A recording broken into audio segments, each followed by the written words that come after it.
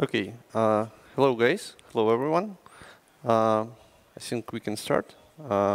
Most of the guys already, like most of the people who wanted to attend the talk already here. By the way, is there anyone in the room who would mind of listening this talk in English? No? Okay, since we are like at the European conference, let's try to speak in international language. So, hello. Great to see all of you here. Please scan this QR code if you haven't done it yet.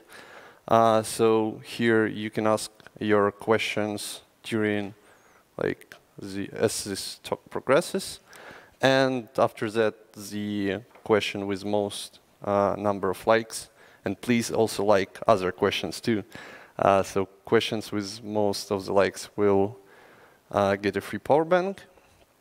And I'll go through them from top to the bottom. And of course, if we won't be able to discuss every question there, I will post an answers later after this talk. So, or just reach me out somewhere here in the menu. So, today we are going to be talking about first secret delivery for modern cloud-native applications. So what is cloud-native applications?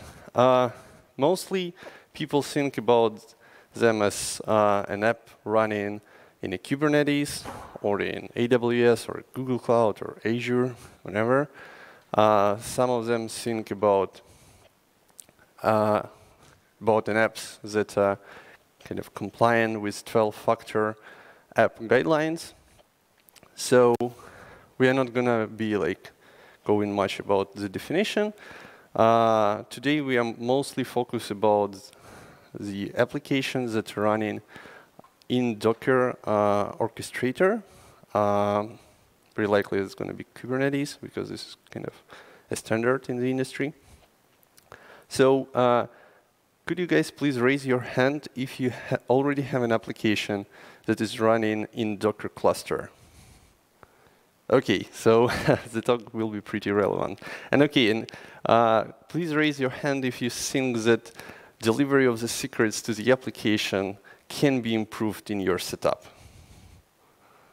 Okay, it's like twice less hands. So at least half of you already done something properly. Okay, so why it's worth to listen to this talk?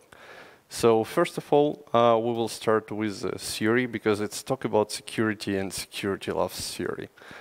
You cannot really avoid it. And after that, we will go through 5 simple, or not really simple steps that would allow you to significantly improve your security in your company or your project, and maybe even get a promotion because you're a cool guy that did everything, and now we are much secure. Okay, a few words about me. So I work at Namecheap. We are dealing with everything that you might need to get online. So I work there at the position of the director of R&D. So my goal there is to facilitate innovations and develop cutting-edge technologies within the company. So basically, if we feel that there is no available solution on the market, I with my team try to close this gap, again, if possible. And about the company itself. So is there any in the room who actually uses Namecheap products? You guys are awesome. So by the way, if you need a domain, if you would need a domain name, you can buy it with Namecheap for just $1. So maybe helpful. But generally, we as a company have a goal. So our goal is to open the door for everyone to a free and open internet. And what does it mean? It means that we believe that everyone deserves to have its presence in the internet. And we are kind of literally helping to those people by opening them door to the internet, by providing all of the services they might need to get into the internet. And by saying free and open, we say that we believe in the freedom in the internet. So we are usually staying against like laws that are limiting the freedom of the internet and supporting non-profit organizations like Electronic Frontier Foundation. Yeah, so that's about the company. Going back to the top, let's start with the theory, right? So, what is security? Who can answer the question? What is security? Sorry? Trouble? Yeah, usually it's a trouble. So, for me, security, it's a practice of risk management. So basically, when we are talking about security or about improving security, usually you need to start with analysis of your risks and the ways to mitigate them. And there is like an unfortunate fact about risks. So risks increase with system complexity. So the more complex system we have, the more risks we have because we have bigger surface area. It can be used by an attacker. You have more moving parts, more confusion around people, and so on. And there is a third term I want to tell you. It's a threat. So basically, anything that can elevate your risk is a threat. So let's try to go through the examples. So basically, security can be, for example, a collection of the defined risks with migration passes. In its turn, risk would be like, for example, SSH port opened like to everyone. So that's a risk. And talking about threat, it would be that server having an outdated version of the software with common vulnerability in place. So that's a threat to our security, right? So the server itself, it's not a threat until like something bad happens. And since the talk itself is about secrets, let's talk about secrets. So what is a secret? So secret is something that can elevate your risk if being exposed. So in perfect case, it's better to not to have secrets at all. So you have no secrets, you have no risk of you have no like risk being elevated. Right, so if your secrets were exposed, you may have really bad consequences, like, for example, regulatory fines, like customer lawsuits, a leak of data, and so on, right? So any exposed secret is a threat for us. So we want to try to avoid exposure of the secrets as much as possible, or in cases if it's not possible or already happened, we want to try to minimize the impact. Moving forward, there is like fifth term that we need to remember here. This chain of trust. So when we are talking about secrets, usually secrets like they are not just like live somewhere in their own world, right? Usually they reside somewhere and they are used by someone or something. And like to go from like its source to its user, it needs to go through, it needs to make some path, right? So for example, in case, imagine we have just a sysadmin and we have one server, and sysadmin generates password for a database and wants to put the secret put the secret into the application that resides on the server. So the path would be like sysadmin itself, his computer, SSH connection, file system on the server, and only after that secret gets into the application's memory. And we can say that, okay, it like reached its destination. So like the path and every link that we had here, it's a chain of trust. So why it's called chain of trust? Because like we need to trust to every link in this chain. And if one of the links is vulnerable, the whole chain is vulnerable, right? And the more links we have, the more risk we have, right? Because every link adds additional surface area and therefore increase risk of becoming a threat. So the examples could be like, for example, accidental login, right? So one of the systems, for example, your CD job accidentally added secret to the log, or you may even have compromised employee. So have you ever heard in your organization about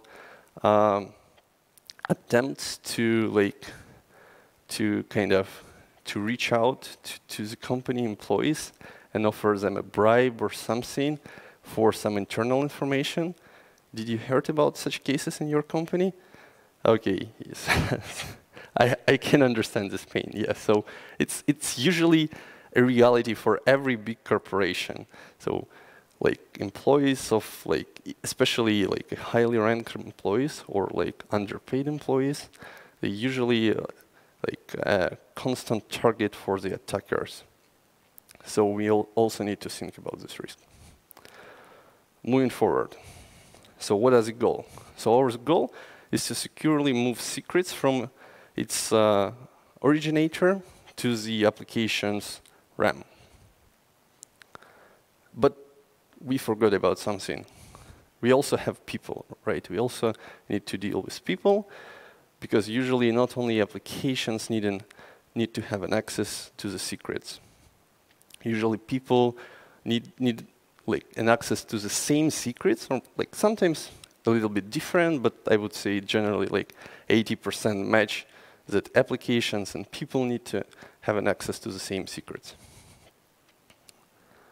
So, like, what should we do with our goal? Let's try to update it. So our final goal would call that we need to securely move secrets from originator to the new application's RAM, as well as provide secure access to them for authorized employees, right? So this is going to be our goal for this talk. And let's try to accomplish it. So yes, this is like a summary of what we just discussed. We have like an employee here. So we have some kind of secrets manager, right? Some source for the secrets. We have some authentication service for people. And blue line represents authentication path, while green lines represent like the path which this is our chain of trust. This is the path that secrets would travel. And the same for our application, but in this case, especially in systems like Kubernetes, it would be a bit more complex. So you have like the operating system, you have scheduler agent, you have scheduler itself, so much more moving parts. Okay. It sounds really complex, right, at the beginning. But if you would use proper software, it would be actually not so hard to implement and not so hard to explain to your teammates. So let's talk a little bit more about theory, and I promise you this is like the last chapter about the theory. So what are the types of the secrets we need to protect? Generally, and like again, this is a simplified classification, we have like the most two common types of the secrets. This is a databases or queues access, because every application need to have like some storage or some access to the queue, and plain text secrets. So for example, it could be accesses to third-party services, accesses to some legacy software, or even legacy databases like from the 90s. Something that is hard to like for systems for which it's hard to automate provisioning of the secrets. And we will talk in more detail about what is the provisioning of the secrets. And again, if you would go a little bit deeper, and we are not going to discuss directly these cases, but reach me out if you're interested in. You have like other types of the secrets. It could be service accesses. So for example, your application works with, I don't know, Google API, like with customers' Google Drive API. So it needs an access to that API endpoints. Encryption as a service. This is not specifically a secret, but this is something like very interesting. This is an approach when you're outsourcing encryption and decryption process to specialized software. So you don't need to deal with the vulnerabilities of the libraries that you use in like all the languages that you use in a company. And SSH access, and it can be also called SSH and RDP access. This is like when you have a fleet of servers, you need somehow to provision secrets, to provision SSH keys there, and grant an access to the servers for your operations team. So how to protect them? So first, first thing would be, first step in this process would be the following. We need to establish success criteria based on the acceptable risks. So every secret is different, right? And some secrets may be like really sensitive, like for example, access to the PayPal API, or while others may be much less sensitive, like for example, access tokens that grants write access to your login system, right? It wouldn't be a really big deal if someone would get that token and will get an access, like will get an ability to write something like, I don't know, some additional information to your log system. You just need to make sure that like attacker cannot actually delete anything, right? It's fine to add, but it's not okay to delete. So like general steps here is that try to not to let them live forever. Establish some procedure which would allow you to detect unauthorized access to those secrets. Have a break glass procedure. What will you do in case of intrusion or leakage? And deliver them securely, right? And this is like great, like in general. But like, what should I do in practice, right? Again, like we are talking about theory, like even some people leave in because it's, I understand it's boring. So let's go into the practice. What are the actual steps we may take? So these steps are based on the real experience that we had in Namecheap. So we went through all of those like steps during, I don't know, last 3 years or something. So step number 1, choose secret management tool. This is super important, and like would be your starting point. What are the options we have? So we use HashiCorp Vault. Yeah, this is like, I would say, the most common secrets manager on the market. There are other alternatives. I'm not gonna go into the details of like comparing like each of it like with the others, because it's boring, they are constantly updating, and so on. So like, do your own study. Again, your choice may vary on your context. For like bigger companies, there are going to be like optimal choice A. For like smaller companies, it would be choice B. So again, it depends. And yeah, so while you're going to be doing this check, here is the criteria I recommend to check. So first of all, make sure that they actually support dynamic secrets issuance. In the next chapter, we'll talk a bit more about this. Ensure that they have versioning support for static credentials, that people and machines can interact with the system. So it's common to release Secrets Manager to the market while really optimizing it only for machines or only for Kubernetes, and like not a word about like how people actually can interact with it. So some tools may not even have web interfaces, which is like, again, it's okay, we are all engineers, so we can use like console and APIs, but it's just not so convenient. And like, again, does it support services that you actually use in your company? After that, like more like second tier questions you need to answer. Does it have built-in audit capabilities to give you an ability to track what happened if you actually had an intrusion? Can you check its source code? Does it have any community support or vendor support that you can buy? Is there any flexible policies engine to make sure that you will be able to configure accesses within your company properly? And is there any extensibility capabilities? Can you write a plugin to that system to add support of the software that you use in a company, but it doesn't support it in the Secrets Manager?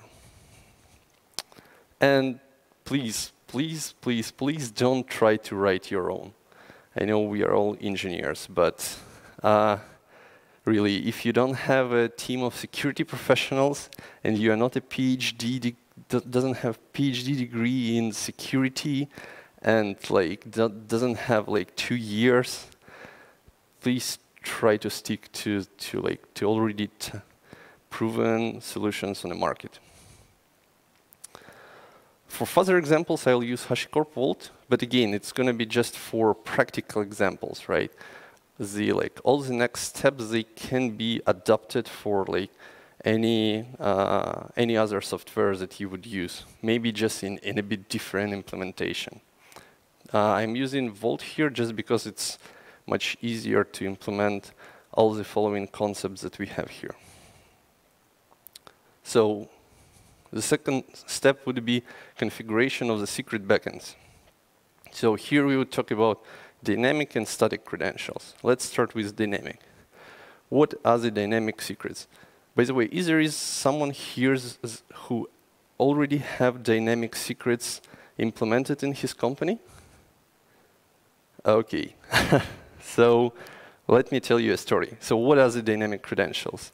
So in short, instead of having going to the DBA, for example, for a database and asking for credentials, and after that putting it into some super secure place, and eventually you would have something like My Dear application with super strong password, right? Or not really strong. You would have a system that will generate random credentials for your application per every request. So every time application starts, even every instance of the application starts, it will get its own unique credentials. So basically, it's even at the first glance, it sounds much secure. So how does it actually work? It works in the following way. So step number 1, you need some security officer or someone who plays role of the security officer to go and configure your secrets manager to add your database to its configuration. So it will know that, okay, there is a database and I can issue credentials for that DB. After that, your application starts. An application goes to the secret manager and says, okay, please give me credentials to this DB. Secrets manager performs authentication, authorization, and after that goes to the database and issues the credentials and returns them to the application. And every credential has its own TTL, and it has a flag, does it renewable or not? Can you prolong its TTL if this application is still running? This is super simple concept. Why they are important, right? So first of all, they protect us from the accidental login. So even if some secret was exposed in logs, it's really an issue for the fresh logs, because for logs that are 7 days, that were generated 7 days ago, this is very likely not an issue because all those credentials they already revoked. Again, it protects us from the compromised employee because even if credentials were used by him, we can easily track who issued that credential, at what time it was issued, when it was used, and we can easily go and revoke it with one single command. And again, it gives us ability to rotate secrets, really do nothing if someone leaves the company. You don't need to go across all the set of your credentials and rotate them, and just be more efficient, right? we need to do less manual steps. So in practice, how it works in practice. Hope you can see this. And go and scan these QR codes. They contain links to the documentation with like more like info about this process. So you can literally just follow those guides and like execute everything that I have here in, I know, like in an hour. So like how to do this in practice in Vault. So first of all, we need to turn on database secrets engine. So we are literally saying to Vault, okay, now we are going to deal with databases also, not also with static creds. So in the next step, we are saying to Vault, hey, my database is located at localhost. Here is the root username for it and root password. Please add this connection to your configuration. After that, we have this super command. It's actually like freaking awesome. So we are saying to Vault, please go and rotate this password. So after this command, only Vault is aware about the password. And what is cool about Vault itself is that you, even if you are a super admin of Vault, you cannot retrieve that password. So now it's only in the internals of Vault, and no one can retrieve it, unless they will like go to, like proceed to hack the Vault itself and its configuration, like encryption protocols. So after that, we are saying, okay, for this database, I need to have level of permissions read-only. So please use this template SQL query to generate users for me. And the last command, we just go and request those credentials. And here are our credentials. Here is the password, and here is the username. Like every call of this command would generate a unique pair of credentials with its own TTL. So in this case, it will expire in an hour, unless we're going to prolong them. And basically, that's it. It's just like, how many? Five commands. And the next question would be, OK, this is like dynamic credentials. What about static ones? Should I do something with Vault for static credentials? No, you don't need to do anything. Just like go ahead and like put your secrets, get your secrets, and that's it. It's all like already built in, no configuration necessary. And by the way, like here I am showing you CLI examples. So basically everything that I show here is also available via simple REST API. So you can easily automate like every step that I show here. So since we configured our dynamic and static credentials, now we need to configure access policies. So in short, just go ahead and read the docs, right? It would take too much time to show like everything here. What we generally use, we use approach when we have access policies per resource. So as soon as we create as soon as we add any new database to Vault, or we add a new group of static credentials, we create a separate policy for every secret that we have. So after that, all we need to do is just to assign those policies to necessary machine or human roles, and that's it. So it's a super simple process. I will show you how to do that for machines in the following slides. So this is an example of the Vault role syntax. It's HCL, I think. Just go ahead and read the docs. So since we have chosen Secrets Manager, we configured credentials. Now let's jump into the secure introduction for your applications, right? How to do that, how to connect our machines to our Secrets Manager. This is actually the main topic of this talk. So here we have two major approaches.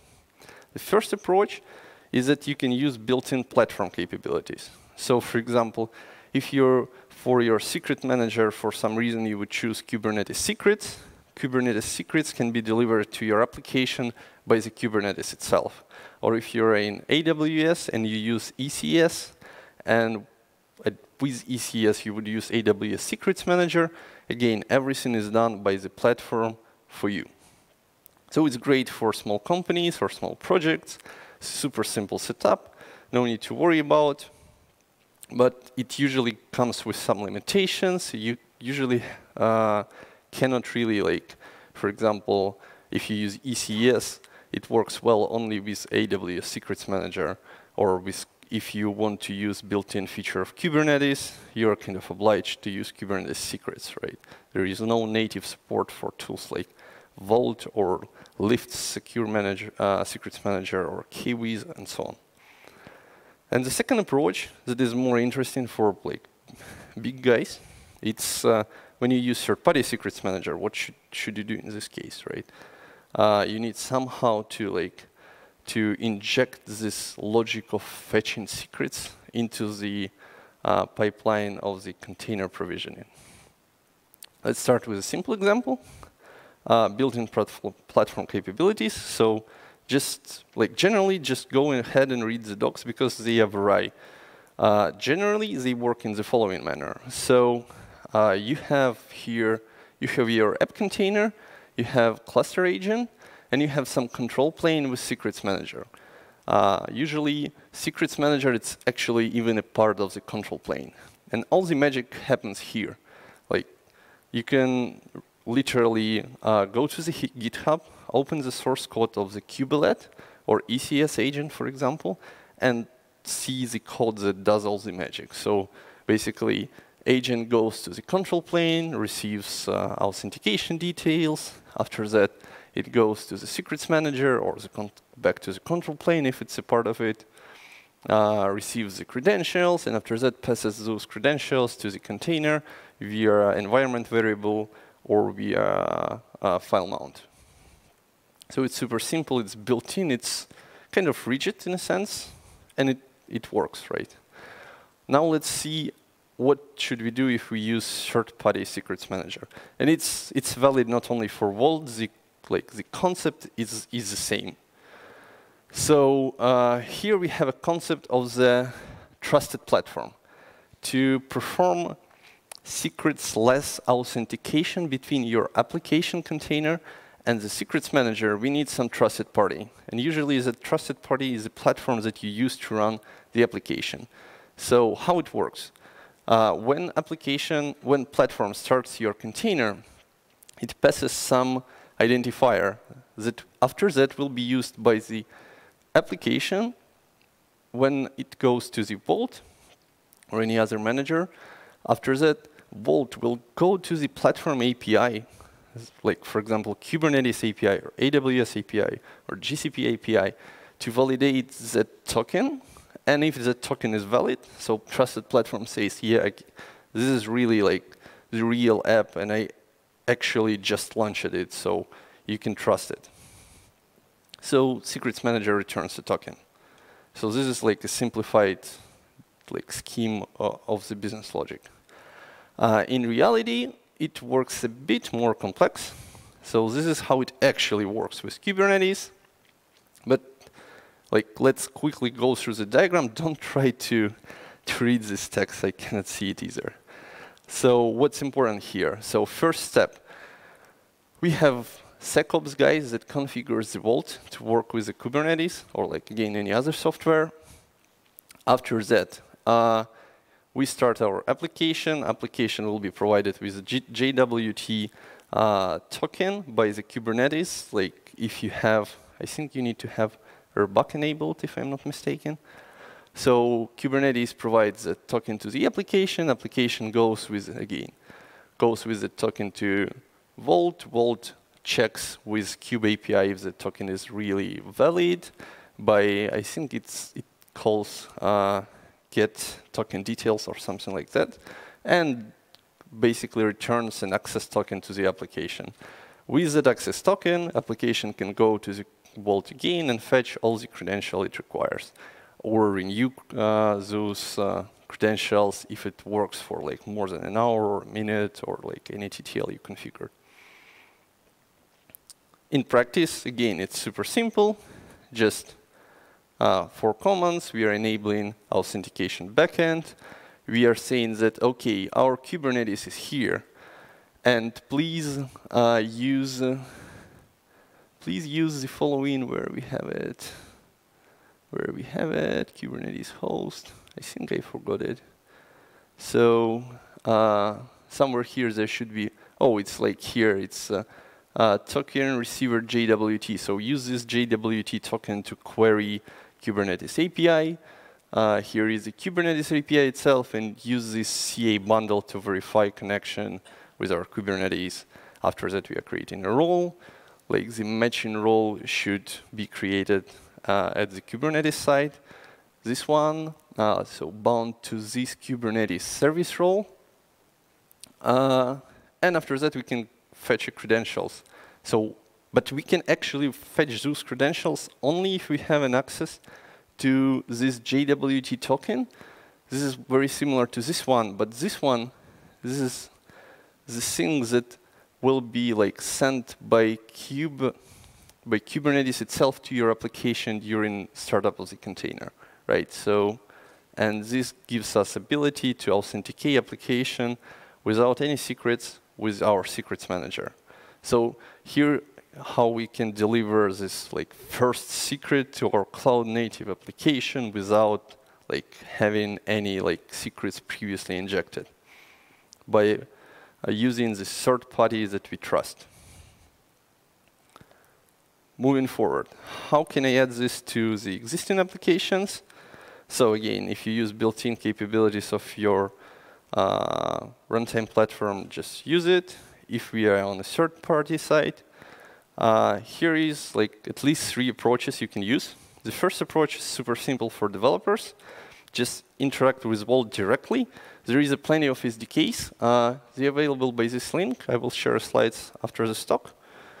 Just use that SDK to query REST API. It's super simple, but it's not so flexible if you have like variety of the applications or if you don't want to change the code of the application. In this case, I would recommend you to use in-container software. So it's going to be basically an entry point for the container that will start first, fetch all the necessary, perform the authentication, fetch all necessary credentials, and run the application itself with those credentials already available in place. So for this, you can use tools like env console or console template. But they have like one small disadvantage is that they already need Vault token in place. So they are not dealing with the authentication. So to deal with the authentication, you need to add Vault agent to this setup. So by having a pair of Vault agent plus console template or env console, you can perform all the magic. Or like we, again, as a big company, we wrote our own tool called Namecheap NC Vault Env, Namecheap Vault Env. So it does pretty much the same as env console, but it handles authentication. So you only need this tool to perform all the magic. So you just run this tool before your app starts, and that's it. Or there is another more advanced approach and more flexible approach. Use sidecar container pattern. Like in ECS, it would be generally sidecar. For Kubernetes, it would be init container plus sidecar, because there is some limitations in the Kubernetes itself. Again, here is the link to the documentation. You can just follow the guide and like set up it in a day, I think. So what about the humans, right? We configured access for machines. What about the humans? So everything is pretty simple. You just need to do this, right? So I'm not gonna telling you how to integrate Vault with LDAP or how to configure it with OpenID Connect, or like how to even configure not a Vault but some other software you've chosen, right? Because it's just use the README. That's pretty it. But by the way, what I forgot to mention is that when we are configuring an access for the application, remember I was talking about resource-based policies. So here we specified the policy database mydb one arrow. This means that this role now will be able to fetch the credentials to the database. And when you're going to be configuring an accesses for humans, you're using the same policy. You don't need to create any like special configuration for humans. Just use the same policies for machines and humans, and you will be like fully like secure. You won't have any like cluttered configurations that here as a policy for humans, for like our ops guys, here is for our application. They will likely contain mistakes and so on. So moving forward, hardening security. What can we do to make it even better? So remember I was talking about the procedure that we should have in place to detect intrusion and detect secrets leakage. So here is the flow that would allow you to like 100% asterisk securely deliver secrets from the source to the destination. So here is the flow. Let me follow you through it.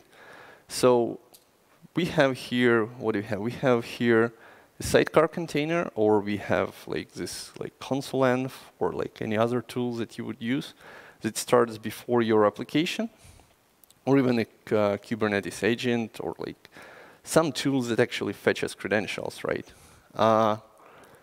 So it starts, it goes to the secrets manager, performs authorization, fetches secrets, and what it does next, it wraps secrets into a single-use token. So with this command, it receives a token that can be used only once. So like after first use, it would be useless. After that, it creates authentication token. Again, can be used only once and can be used only to actually unwrap this token, and stores those two tokens into the files, environment variable, or like literally, yeah, just file or environment variable. After that, your application starts. And what your application does is it performs just one HTTP call. No SDK is necessary, like just use any HTTP client. So it performs this call against Vault, and it says like unwrap this single-use token. And if everything goes well, application receives its secrets, and we have the delivery. If it receives authentication error, it means that we need to raise an alarm because someone actually hijacked our secrets, right? So this is a simple mechanism how you can detect the intrusion. And again, if attacker would get an access to this file or environment variables, which is possible later, after the startup of the application, those tokens are already useless.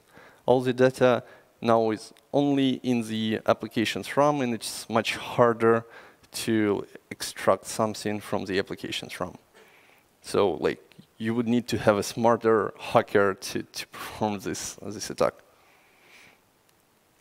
What else? I was talking about dynamic credentials, and I was talking about the fact that they have time to life. So authentication token and dynamic secrets tokens, they have TTL. So the general recommend, and basically they have two TTL tokens. So the first one is the TTL of the like initial like lifetime for the secret, and this max TTL is the maximum period for which you can actually prolong the initial time frame. So you may say, for example, TTL is 1 minute, but max TTL is like 24 hours. So application will be able to prolong every minute, prolong the token every minute for 24 hours maximum. After 24 hours, credentials will expire, like no exceptions. So the best practice that we use is to keep TTL period as small as possible, especially for machines, and keep max TTL no more than like a week, I would say, or 24 hours is possible. Just like restart your applications to make sure that even if attacker would get an access to the token from the application, and that application still works, so it still renews this token, it would be still revoked after like 24 hours. And so keep TTL small, keep max TTL a bit bigger, but still as small as possible. But this is valid for authentication token. For secrets, keep TTL as big as possible. Why? Because when authentication token will be revoked, at least in Vault, all the dependent credentials will be revoked as well. So you don't need to get in trouble by keeping track about every credential token that you use. Just keep an eye on an authentication token, and Vault will does all the rest. Summing up, so in this talk we went through the concept of the secrets manager, and you can literally use any secret manager you want. And we discussed that we need to have it work not only with machines but also with humans. That we have a concept of the secrets, and we have a concept of the authentication methods, and generally it works in a way that our machines or humans authenticate against the available authentication methods. They are going to be authorized via policies that we wrote, and they will eventually fetch secrets from the secret engines, right? And here are the secret engines that at least Vault supports, right? So thank you guys. That's all from my side. Please ask questions here if you haven't asked yet. Here is the links to the slides. And it was a pleasure of seeing you here. And let's go through the questions.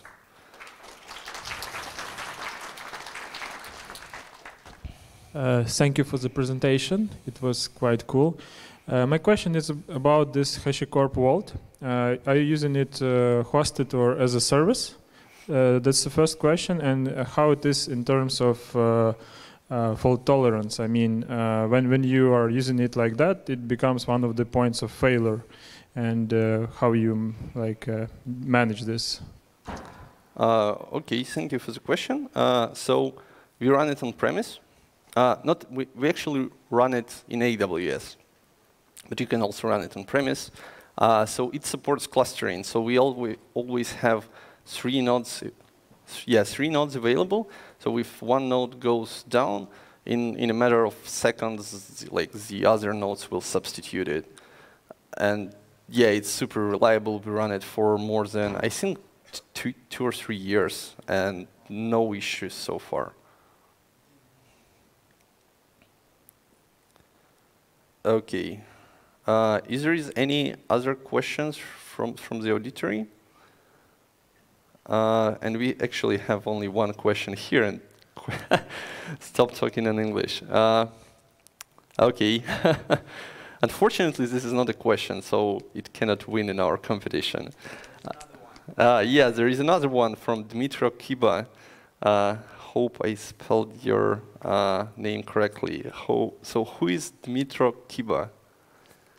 Here is your gift. Please come here and get it. And let me answer this question. Should we deal with tokens which we use to modify? Thank you for a question.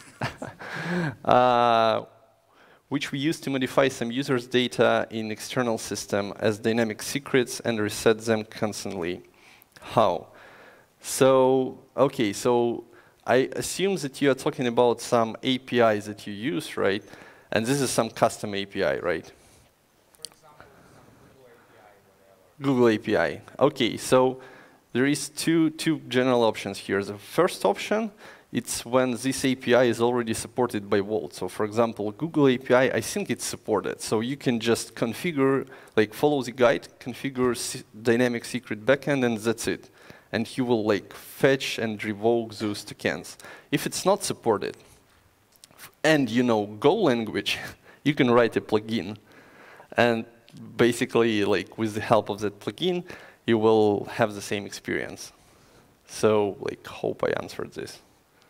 There is one option, only Go, no So in theory, as even HashiCorp states, you can use other languages, but they don't have SDKs. So yeah, I would say Go is the only option.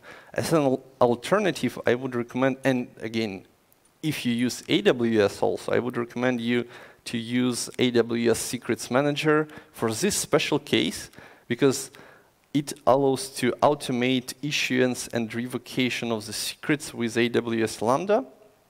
And AWS Lambda you can write on any language you want, right? So it can be like an alternative way. But you would need, yeah, it's a good option if you have an AWS or Go. It's like, again. Do we have any other questions? Okay, thank you guys. Thank you for your time. It was a pleasure.